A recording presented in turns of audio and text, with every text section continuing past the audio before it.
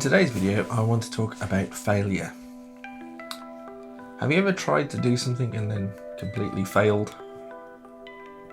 How did you feel after that failure? And this could be anything really. It could be learning to ride a bike. It could be learning to use your modular synth. Or, I don't know, anything at all. Failure is often seen as something to be avoided at all costs. Especially in the workplace, failure is not an option. But sometimes failure is the whole point, and sometimes things need to fail. So I would say failure is not the opposite of success, but merely the path to success. And that's what I would like to talk about in today's video.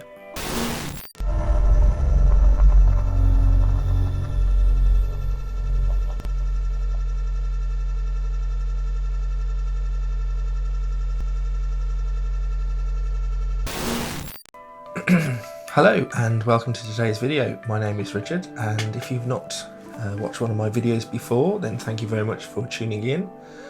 So I make videos about modular synthesis and music and creativity and well, yeah, all that kind of stuff. So in today's video I would like to talk about failure. Failure is probably something that we all experience in many different areas of our lives, but I'm here to sort of argue that failure is not necessarily a negative thing and is in actual fact a very positive thing, especially in the realm of modular synthesis. But I would say that this applies to all sorts of areas, but especially creative areas, whether you're making music or art or dance or whatever it might be. And so this idea of failure and success, kind of two opposites of the same coin, you might say. Success is obviously the goal that we're all trying to achieve. Whenever you set out on something, you don't generally set out with the intention of failing. Success is what we're striving for, and especially in the workplace. If you work in a very sort of busy environment, then success is essential. Failure is not an option. We often hear that. When we look at music, music culture, I guess there is an obsession over sort of polished outcomes, perfect tracks, perfect performances. On YouTube, viral videos. Something that is, supremely successful, and I think sometimes that can lead to a fear of making mistakes. It can lead to overthinking and sort of paralysis to a certain extent, and definitely a fear of failure. But I'd say that the truth of the matter is that success does not come about instantly. Success is rare without a long trail of failures behind it. And I think if you look at any successful creative person, whether that's, a writer, a musician, an artist, a filmmaker, they will have had a long trail of failed projects, failed ideas, probably that never reached the public, that we're not aware of. And it's in those failures that they learn who they are and they learn how to be successful. So I just want to talk about some sort of specific ways that failure and modular synthesis go together. I know I'm going to even go as far as to say that the modular synth is a failure machine designed for failure. But that's a good thing. Now, obviously, in the past, some of these things are probably mentioned previously, but it's nice to come back to them and think about things again.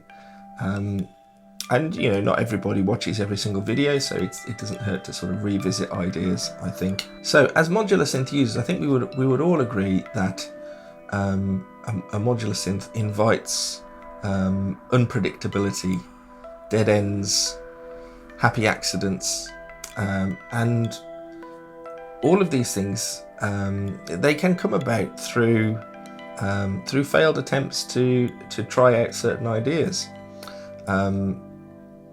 A lot of the time, I think, and again, this is probably my own experience. A lot of the time, if I set out with too specific or too tight an intention, then I'll often find that what I'm trying to do doesn't work, and in a sense, it becomes a failure, a failed patch.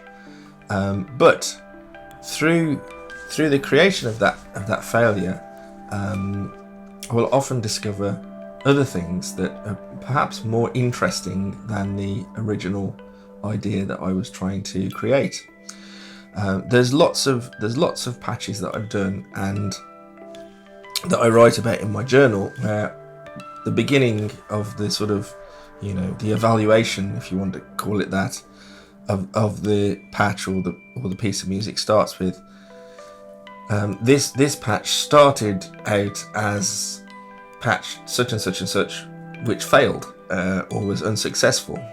However, these elements were quite interesting, and that has led me down this route here, and now I've created this thing. So quite often, failed experiments with patches or failed explorations will lead to brand new discoveries or brand new ideas that are actually more worthwhile and more interesting than perhaps what I was trying to do in the first place.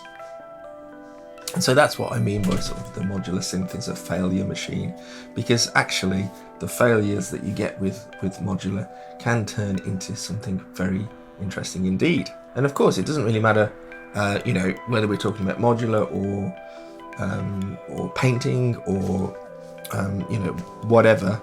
Failure is about learning. It's about making mistakes and learning from them. So every time you try something and it doesn't work, you can ask yourself, why doesn't it work? What is happening here that means this isn't working? What can I do differently the next time? Or if it doesn't work and it produces something new and interesting, what is that? What has happened to create that new interesting thing? So really, the more failures that you have, the more times you try something and it doesn't work, the more you are going to grow and the more you are going to learn about what you're doing, and probably the more interesting what you do becomes. And the other thing as well is I think that we hold on to our failures more strongly than we do our successes. How many times have you done something and it's failed catastrophically, and that sort of leaves a mark in your mind that you'll never you think, I'm never going to do that again, and it does sort of change you and move you forward. Whereas sometimes we can do something and we can have a success, and later on later in life we might not necessarily remember that success as strongly as we remember the failures. That we don't learn as much from the successes as we do from the failures. So they leave a stronger mark on us, and they leave a greater opportunity for growth. And as I've just sort of hinted at a moment ago, I think failure can often lead to originality. That's something that we're probably all would like to say about ourselves, is that our ideas are original, that our ideas are unique, and that we're doing something different with our music or art or whatever. But the truth of the matter is that quite often we might not be, and we might be leaning very heavily on our influences and where we've learnt ideas from and so on. And so sometimes these little failures can come along that shift you in a little direction, in another direction, and actually lead you to do something that is way more original than what you were planning to do or what you were intending to do in the beginning. You know, and I kind of think of failures in this way. It's a little bit like you know, the theory of evolution and mutations. You know, if a creature has a mutation and that mutation is beneficial in some way, that it helps it to adapt to its environment more easily, then over time those mutations may be passed down to the next generation, and so on and so on, and eventually the creature or the species evolves into something new, new and original. And I'm sure that's a very, very basic explanation of the theory of evolution. So if anybody's out there that's a biologist or anything, please don't cringe at that. But yeah, it's kind of the idea, you know. Yeah, failures are kind of like little mutations, little things that we can then adapt to and change our music and or change what we do for the better. And you know, ideas might come out of that are more interesting. Something that you might have considered to be a wrong sound in the past might become something that actually is a unique part of your artistic voice. And of course, you know, if you're only aiming for success, then you're probably only aiming for repeatability, and you're probably aiming for what you've done before, which is safe and easy and perhaps cliched. So sometimes aiming for failure actually is going to allow you to do something which is more different from what you've done in the past. And of course, you know, failure, if that failure is you know, is public in some way, not necessarily public, but you know, if it's experienced by other people as well as yourself, then it builds resilience. You know, a very common experience, or a very common thing that I see with a lot of students that I teach, is that they will have some negative experience where something fails, and rather than ask questions and learn from it, they just sort of retreat from that, and perhaps don't they don't even want to carry on, or in some cases, you know, they quit whatever it is that they're doing.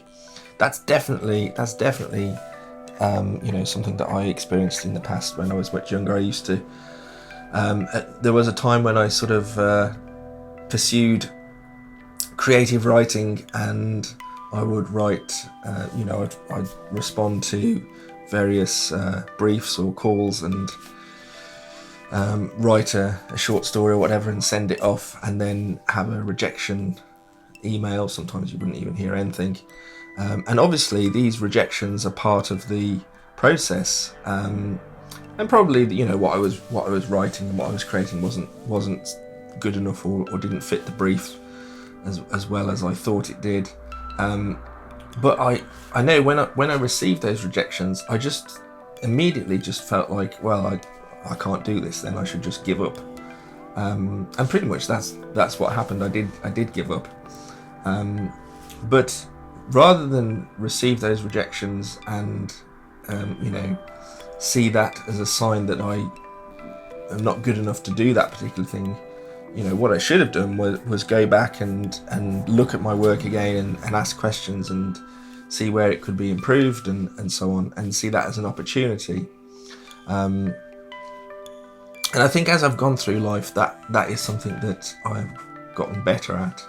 And it is important to be able to receive rejections and setbacks and so on, and not have that completely derail you. You know, especially making videos here on YouTube, you know, sometimes I can put out a video and some people will love what I've done and I get lots of positive comments, and then other times you don't get positive comments. You might get the occasional negative comment, and it would be very easy to go, oh well, that, you know, people don't like this, therefore I should stop what I'm doing. But actually it's just an opportunity for feedback, and it's just an opportunity to change and do something differently and grow and become better. And ultimately you have to sort of take that on board and build that resilience within you, and you can't do that if you don't have these experiences of failure. So it's very important in that respect. Same with live performances. There are lots of times when, you know, in my younger days, performances that I did, live performances, did not go well. And, you know, again, you have to sort of dust yourself off and pick yourself up and, you know, figure out what went wrong and try and make sure that doesn't happen again the next time. So yeah, so I think this idea of failure is very important. So is it possible, or is it even worthwhile to sort of try and intentionally fail, to set out with the intention of failing? And I would say that it can be worthwhile to do that. You know, and that's often a process, especially in sort of manufacture, where things will be tested to the point of failure. You know, years ago I worked in a job in a factory as a sort of quality tester, and we would regularly have to sample components and test them to the point of failure to know where the limits of that material were, and so on. And it's good to be able to do that with yourself, to do that with what you're doing, and find out what your creative limits are, or what your performance limits are, and, you know, try and really sort of push yourself to the point of failure. So how might you be able to do that? Well, you can set constraints or limitations on your actual work, which will sort of increase the difficulty level of what you're doing and put you under more stress perhaps when you're creating, which may well lead to failure. You could sort of aim to try and do things quickly. You know, if you try and work very quickly and try and do a lot of things very quickly, then probably the sort of quality level of what you're doing may drop. And again, you know, that will lead to failure. And you can examine those things. And when you're working quickly, you can see, well, you know, why did this happen? What was it that prevented me from being able to do this particular thing? You know, and that's a strategy that I guess I probably used when I used to play guitar. If you're learning a part, and, you know, the usual wisdom is that you sort of practice something slowly until you can do it, but at some point you have to practice it at full speed, and maybe even faster than the required speed, so you can test yourself and push yourself to the point of failure and find out, you know, what happens when I try and play this at full speed. Does that finger work the way that it's meant to? Does my hand lock up? Does something weird happen here? Or, you know, can I actually reach these notes, or whatever it may be? So, you know, putting time pressure on yourself is definitely a way to introduce the possibility of failure. And then, of course, you know, it's taking those failures and doing something with them. So, you know, you could think of, you know, failed patches. If you create a patch and it just doesn't sound very good, or it's not what you think it should be, or it's not worked the way you want it to, you know, kind of treat it as compost. Keep those ideas, store them somewhere. Every failed patch or every failed recording or whatever, never throw them away, never delete them, because those are things that you can come back to in the future and, you know, create something new from them. And so in this regard, we perhaps have to think about redefining what success is, and that failures and failed attempts are not necessarily unsuccessful. They're just kind of differently successful, perhaps sideways successful.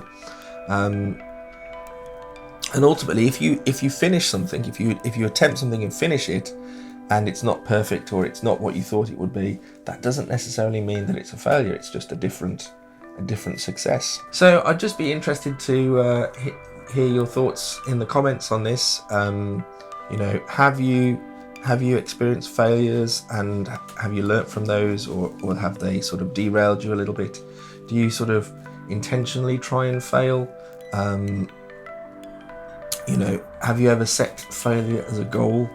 I think, you know, if you can sort of embrace this and embrace this idea of failure, then it sort of helps to sort of, you know, will keep you being creative and keep you creating. And, you know, a long stream of failures will always eventually lead to success. I think success becomes inevitable after a time. But maybe that success is different to what you expect it's going to be in the beginning when you set out. So that's what I sort of wanted to talk about today. I hope you found that interesting. Let me know in the comments what your thoughts are. What is your most spectacular failure? What's the biggest failure that you've ever that you've ever had, artistically, musically speaking, and what did you learn from it? What did it teach you? Let me know in the comments. It'd be really interesting to read through. So thank you for watching, and I will see you again in the next video. Cheerio.